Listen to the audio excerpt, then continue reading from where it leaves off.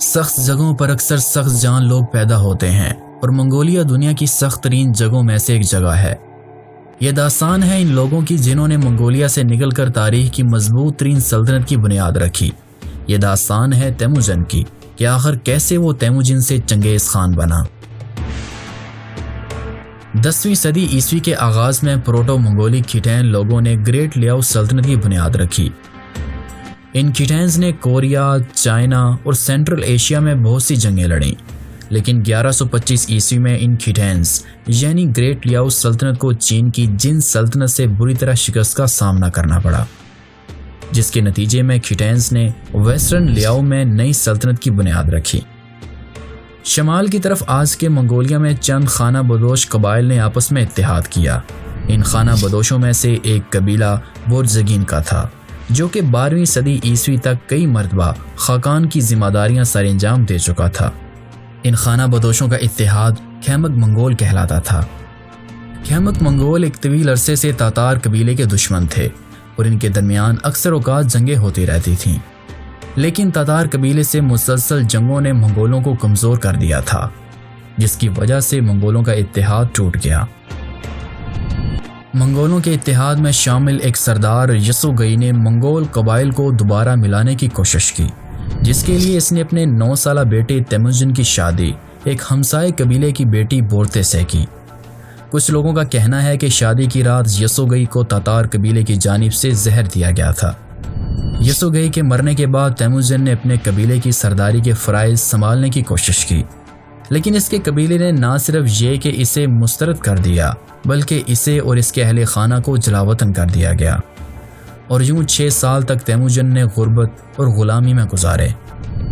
لیکن جلد ہی تیموجن نے اپنے بلڈ بردر جموکا اور کھیرائٹ قبیلے کے سردار تغرل خان کی مدد سے اپنی سرداری واپس لے لی، لیکن تیموجن کی بڑھتی ہوئی شہرت کی وجہ سے تیموجن کے بلڈ بردر جموکا نے 1187 عیسوی میں اپنی 30,000 کی فوج کے ساتھ تیموجن پر حملہ کیا۔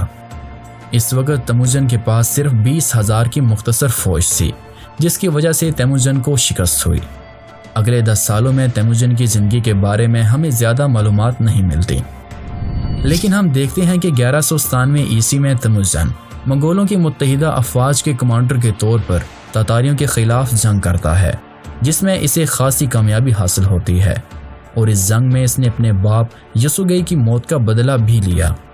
تیموجن نے تاتاری سرداروں کو قتل کر دیا اور قیدی فوج کو منگول لشکر میں شامل ہونے کی پیشکش کی، جسے تاتاری فوج نے خوشی خوشی قبول کیا، اور یوں ہر نئی فتح سے تیموجن کی فوج میں روز بروز اضافہ ہوتا گیا۔ 1201 عیسوی میں منگولیا میں مخالف قبائل نے کورلتائی یعنی منگولوں کی مجلس مشاورت طلب کی، جس میں جموکا کو خان منتخب کیا گیا۔ خان بننے کے بعد تیموجن اور جموکا کے درمیان 5 سال تک جنگیں ہوتی رہیں، اور آخر کار بیٹل آف دی 13 سائڈ میں تیموجن نے اپنے بلڈ بردر جموکا کو شکست دی۔ اسی سال تیموجن نے منگول سرداروں کی کورلتائی طلب کی، جس میں منگول سرداروں نے اسے چنگیز خان کا خطاب دیا۔ یہ پہلی بار ایسا ہوا جب تمام منگول قبائل ایک ہی جھنڈے تلے اور ایک ہی خان کی سربراہی میں متحد ہوئے۔ 1209 عیسوی میں منگولوں نے اپنا پہلا حملہ طاقتور ترین لیاؤ سلطنت پر کیا۔ اس جنگ میں چنگیز خان کو فتح تو حاصل ہوئی، لیکن مضبوط ترین شہروں کو فتح کرنے میں منگولوں کو کافی مشکلات کا سامنا کرنا پڑا۔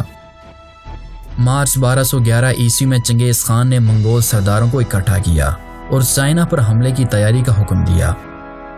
چائنا کی جن سلطنت کے پاس اس وقت 8 لاکھ پیدل فوج تھی، جس کا بیشتر حصہ کسانوں پر مشتمل تھا جو کہ انٹرینڈ تھے۔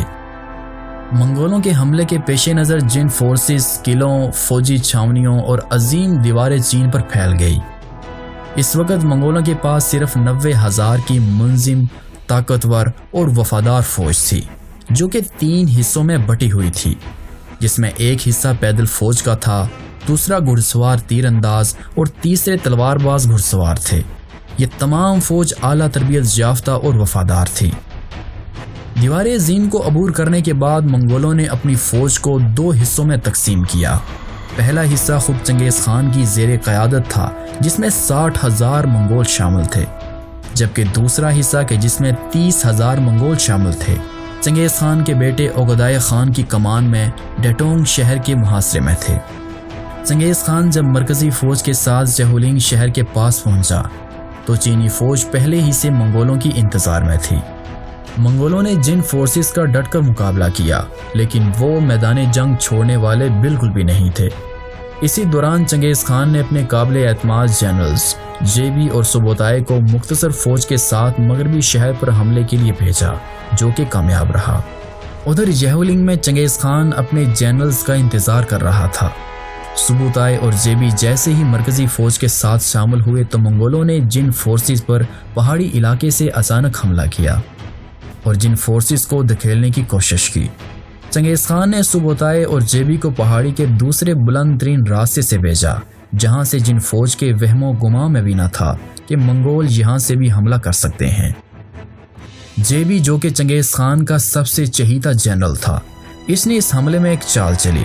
اس نے کیا کچھ یوں کہ اپنا تمام ساز و سامان چھوڑ کر اپنی فوج کے ساتھ یوں بھاگا کہ جیسے وہ میدان جنگ سے ہار مان کر بھاگ رہا ہو۔ جن فوج یہ سمجھی کہ منگول میدان جنگ چھوڑ کر بھاگ رہے ہیں اور وہ لوٹ مار میں مصروف ہو گئے۔